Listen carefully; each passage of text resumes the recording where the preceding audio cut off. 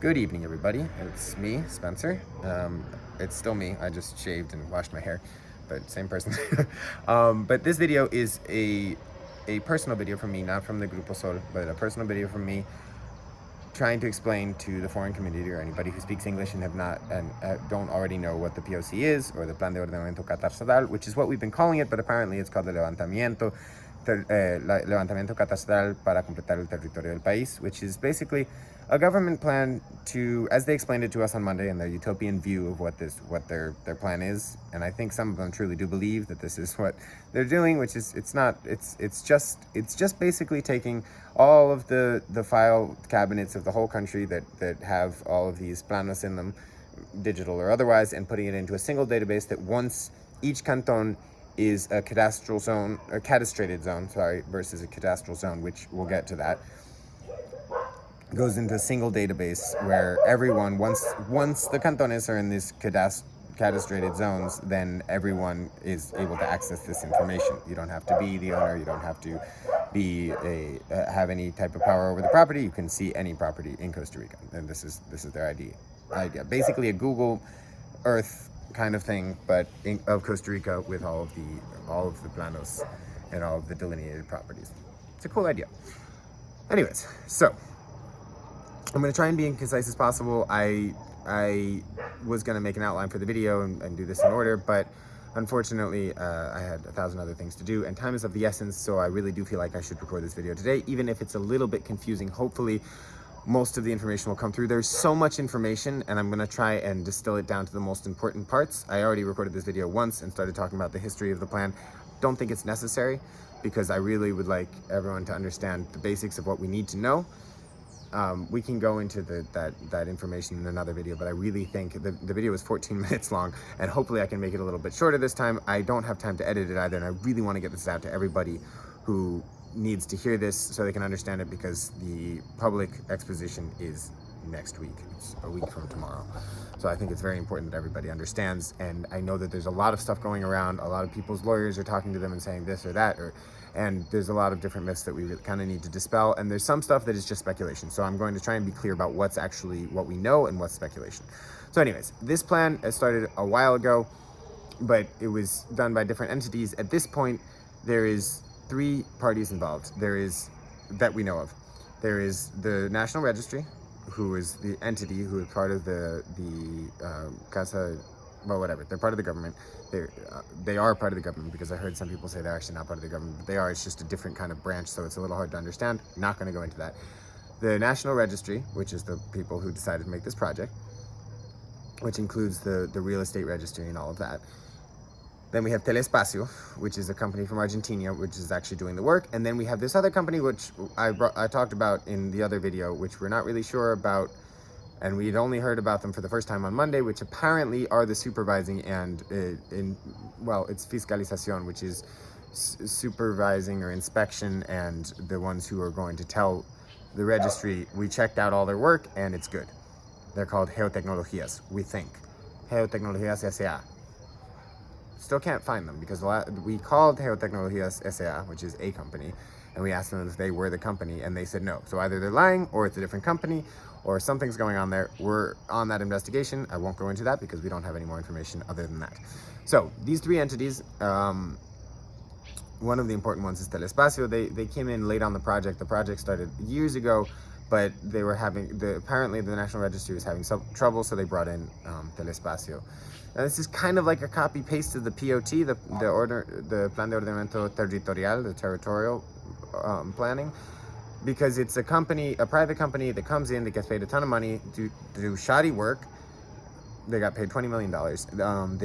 They do shoddy work, and then the government doesn't want to have to do the work again, so they just kind of say, well, it's fine, it's perfect. What are you talking about?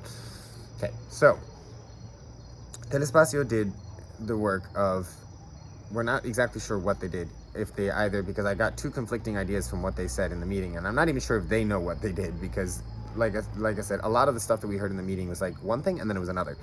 So they said that they took basically all of the information that the National Registry already had, and then they put it into this data map. But they also did it with georeferencing, which is, the using satellites which is why they're called Telespacio. to do the referencing and understand where the planos are supposed to be in this new map, and then fitting it all together like a puzzle piece, and using this manual. And the manual is the same manual that the apparently Geotecnologías used to make sure that the work that was done by Telespacio was done correctly. And according to them in the meeting, it was checked by 100%. In other words, they inspected 100% of the work that they did and said that it was perfect, or that it was good enough, I guess. Now, as I mentioned in the other videos, we're not sure how that's true, because also according to them, only around 20% or less of the actual farms were visited, which is part of the manual. There are phases in the manual, and one of the phases in the manual is the field work. The field work in Pérez de León, we can say for sure, was not done to 100%. You know how I can know? Because I'm from Pérez de León. They did not come to my farm. In fact, my dad has a farm. I live in a house in the city. They didn't come to either the farm, and they did not come here. And in both of those places, which is crazy that they didn't come to either places, because it's totally different places, I can tell you for a fact that they didn't come. Now, that's only 2 out of 87,000, but I've also heard from everybody else in the Sol group that they didn't come to their farms. I've heard some people say that they came. I think there was a town somewhere where they were coming for a minute, and their excuse is that this was happening with the POT, so that people didn't want to give up information. If they don't want to give information, then they can't, they can't take information. Also, they asked people to take the picture of the front of their property, and if they say no, then they won't take it. Now, that's their excuse. Well, most people said no because they thought it was from the POT, and there was all this confusion. Okay, fine, except for they didn't come to my farm. Did they come to your farm? Did they come to your friend's farm? Maybe they did. I'd love to hear about it. Actually, please let us know if they did. So, the field work isn't done. Yet they're saying that the field work is done. Now, part of the problem is that, as I said in the other video, the field work is necessary to understand that their planos are correct. So, the next phase that's going to happen in Pérez de León is the public exposition. And the next and final phase, before we go from a cadastral zone to a cadastrated zone. I'm going to now explain those. It sounds really weird in English, so I'm going to say that in Spanish. Zona catastrada, zona catastral. The zona catastral is what we're in right now. That means that they are working on the project. A zona catastrada is when the project has been completed, and then it turns into the map. And like I said, in the zona catastral right now, we have no access to the map. So we can't know if our properties are correct or not. Once it goes into the zona catastrada, then we will have access to the map and see if our properties are correct or not, which is a little bit fishy, and I don't even understand why they would do it that way, but they did. So, the next phase for it to go into zona catastrada is the public exposition. And you've probably been hearing people talk about it, saying you should go, saying you shouldn't go. I was one who said you probably should go a week ago, and I will explain my personal change in position from a week ago to now, why I said you should go, and now why I'm saying I don't think it's a good idea, and in fact we have to stop the exposition completely. I don't believe that the public exposition should take place until they've done the necessary field work, and this is why. I thought a week ago that you would take your plano, and they would look at it, and they would go, oh, look at that, there's an inconsistency. And when I say an inconsistency, I mean that the plano, this is something I explained in the other video that I recorded, and I forgot that I haven't explained it in this one. But basically, and it's very easy to understand, in the map, they have the coordinates here, but your property is actually here. That could be 3 centimeters, it could be 16 meters. That's a big problem. For example, if I've got a house, and my house is built to the border of the property. If my house is built to the border of the property, and they're in their calculations, the property border is actually here, well, now half of my house is in my neighbor's yard. Now, that doesn't exactly mean that my neighbor's going to be able to steal my house. It just means that I'm going to have an inconsistency that I'm going to have to then go and fix. Now, what I thought was that these inconsistencies would be fixed by the register, and that's why I was saying I think everybody has to go, like all of the people that we can get has to go to show them that the inconsistencies exist, and that now that the inconsistencies exist, they're going to fix it, and then, maybe they won't fix it right away, but they'll understand, oh my God, we have 16,000 inconsistencies in Pérez de León, which is a very low number. 16,000 is about, I think it's like 15% of the full 87,700 and something pieces of land that we have in in Pérez Celedón, which is a lot. So this is what I thought, that they would be fixing this. But in the meeting on Monday, they said to us very clearly, most of those errors are not our fault. They are the topographer's fault.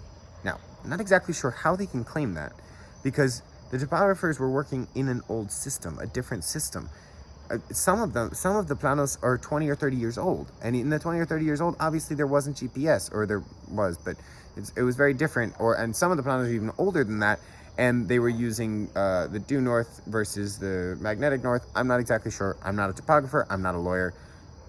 I can't really help with these things. And this is part of the point. So, okay. Now they're saying that it's the topographer's fault, and as I said in the other video, that you have to go and find that topographer and tell him, you must fix it for me. And he's gonna either be retired, or maybe no longer living, or maybe no longer in Pérez Celedón, or maybe 2 years have passed, so he doesn't have any legal obligation to help you, and he's gonna say, off, right? Like, what? If I was a topographer and I did my work well, but apparently it's an error, and someone just comes up to me and says, hey, you gotta fix it, I'd be like, well, pay me, right? So that's part of the problem. The other problem is that I myself as a person don't know whether or not it is actually the topographer's fault or if it's the registry's fault. So if I go with my plano without a topographer right next to me, which I'm not going to pay a topographer to come with me because that's already expensive, and they're going to tell me, actually, guess what? There's inconsistencies in your plano. I'm like, oh, cool, fix it. And they're like, well, see, what we've decided is that this is actually not our problem. This is the lawyer's problem, or this is the topographer's problem, or it's the notary's problem, or whoever's problem it is. They decide that it's not our problem. So what they're going to do is they're going to mark down your inconsistency, and they will send you away. And then you have to figure out how to change that inconsistency. So that's not what I thought. What I thought, like I said, again, let me repeat this. I thought that you would go to the public registry, or the public registry office here in Pérez Celedón that they're opening for the public exposition. You go, they say, oh, look at that, there's an inconsistency, we'll fix it. But no, they're not going to do that. They're going to say, in most cases, they're going to blame it on the lawyer or the topographer. And if they blame it on the lawyer or the topographer, then it's up to you to have to go and fix that. So I don't believe that we should go to the public exposition. I don't believe the public exposition should happen until they've done the necessary field work and until they take responsibility for the errors that this new system is creating and stop blaming topographers. That's my stance. That's also Sol's stance. And if you have any questions, you can let me know. There's a lot more information to say, but I'm going to leave it here so the video doesn't get really, really long. It's already going to be 13 minutes, but I just want to get this information out there. Hopefully everyone's understood what I've said in the video. I know there's a lot more information. I know I've skipped over stuff.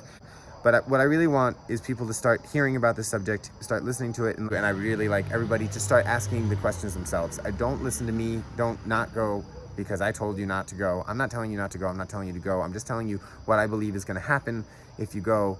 So I don't think it's a good idea, but that's me. You should go if you feel like you need to go. You should not go if you feel like you should not go. Just ask the questions. Ask questions and think for yourself and think about this, but do not ignore this. Do not ignore this video, and do not, I sound like one of those YouTube ads, but don't ignore the POC. It's something that's very important happening, and it's going to affect you if you own land here. So no matter what, this is going to affect all of the citizens of Pérez Celedón, and it is a time where things are happening super fast. There was the POT, now there's the POC. God knows what's next. Stay informed. Don't go crazy, but stay informed.